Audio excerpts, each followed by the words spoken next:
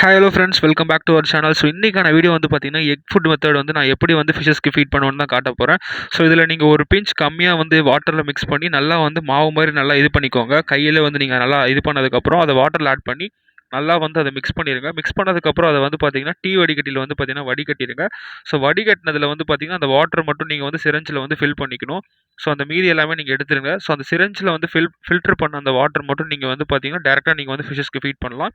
So வந்து நீங்கள் பொறுமையாக ஃபீட் பண்ணணும். உங்களுக்கு பார்த்தீங்கன்னா தெரியும் எவ்வளோ அழகாக வந்து அந்த சின்ன சின்ன கிரானியூல்ஸ் எல்லாமே வந்து போகும். அது எல்லாமே ஃபிஷஸ் எல்லாமே சூப்பராக சாப்பிடும்.